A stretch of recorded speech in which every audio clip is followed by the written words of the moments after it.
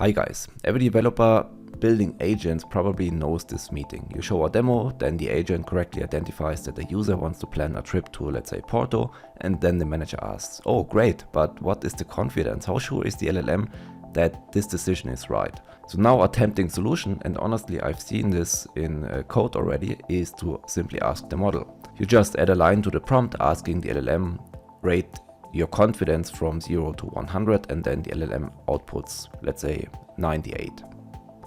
But you shouldn't do this. When an LLM writes with characters 98%, it is not a statistical probability. It creates the same number in a way like it creates a poem or a joke. It predicts the next most likely token that looks like a confidence score. It implies a mathematical certainty that simply isn't there. So today we are going to look at the, I would say, only way to get real mathematical probabilities out of the LLM, the logprobs. We're going to build a simple router using GPT-4o Mini and then look at the raw token probabilities. Okay, I'm now in VS Code, and as always you can get the link to this repository in the description, so you can use that notebook on your own. So first we're gonna create confidence, so-called confidence scores with an LLM. And what we're gonna do is that we create 5 agent cards, and these are just dummy agent cards, and we want an orchestrator to calculate the numbers from 0 to 100, how sure it is to use one of the fake agents. So what we're going to do is we will use structured output for that, and what we want is a decision for that other agent, yes or no, and we want a confidence score from 0 to 100 and also a reason for that. We use with structured output and pass that pedantic object to chat OpenAI. Then we get this LLM, and now what we do is we create a system message, you are a router, check if the agent matches the query, and now provide the confidence score. Then we pass a user query, in this case plan a weekend trip to Porto. This is related to travel buddy, I would guess, and we at the end check the score for that. Okay, so this is a function, and we pass our test query to the test agent. So at the end we're gonna see the agent's name, the query, and here important, the result from the structured output, the decision, the confidence score, and the reason behind it. So we can see decision for that agent is yes, the confidence score is 90%, and the reason the agent travel buddy specializes in planning city trips, and so on and so on. So on paper this looks quite cool, and we could say, yeah, 90%, that is a score, why not use it? But this is not how LLMs work. LLMs calculate a next token. So they always predict the next most probable token.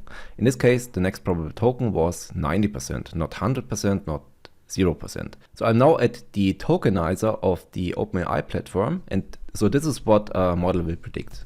So 90% is not even one token, but it consists of 2 tokens, so of 90 and then percent. So it is even. So the output here is even based off the previous output. So this cannot use to calculate a score. So what would work is that we use yes, which is a single token, and no, which is also a single token. Little bit of an issue is, if we have a look at the token IDs, we can see that there is a large table with all of the available tokens that the LLM can predict. That no is not the same token ID like no with a capital letter. So that's no, that is no, and that is also no. So we've got quite a few variants for different no's. So what we're going to do is that we will create a bucket of all of the available no's and yeses, and then at the end calculate one probability for the complete bucket. And then we compare the probabilities against each other. To get these values, we have to set up the chat OpenAI class as follows. So we have to first output the logprobs, so the probabilities for the tokens. And then we also want top logprobs. So we want the most probable tokens, in this case 10, and then we can see how probable each of the token is. Then we do the same like before. We want the answer to be yes or no. So yes is a single token and no is a single token. This is the only version how this would work. And then we create a new pedantic model with the answer, which is yes or no, and use structured output here. Here in this case we provide a system prompt. You are a neutral binary classifier for agent routing. So pretty similar like before. Let's set this up. And then we create a helper functions or multiple helper functions for the math part. So I will not cover every line of code here, but what we do is that we collect array yes and no, which is in the yes and no bucket. So like I said, this can look very different with an uppercase no and a lowercase no. And then we calculate from the logits, we calculate the real probability. And then at the end, we provide everything in a nice and tabular way. So I'm gonna show you how that looks like.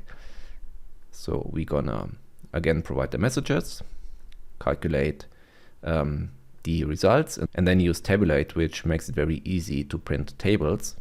And I think they look quite beautiful. So at the end, here are two queries: plan a weekend trip to Porto, and then is a tomato or vegetable.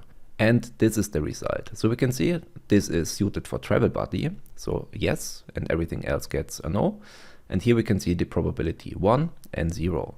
And also the buckets for every yes and no that we put in a bucket. So uppercase yes, and then I don't know why that is also uppercase, to be honest. Then we've got no, we've got ye, y, n, and below that are also quite a few tokens which are ignored because they are not in our bucket. So that's in the yes bucket and that is in the no bucket, but all of the other words are ignored. Okay, so that's it from the demo, and now you know the techniques, but I still cannot recommend the first one and also not the latter one. So my experience with that technique is that the model is almost always 100% sure in one or the other direction. So even if you get these scores, they are not very nuanced. And you can also not do a comparison like how probable is agent 1 in comparison to agent 2. So my clear TLDR for this video: don't try to force LLMs to give you something they are not intended for. So what is your experience and your opinion on that topic? Please let me know that in the comments. See you in the next video. Bye bye.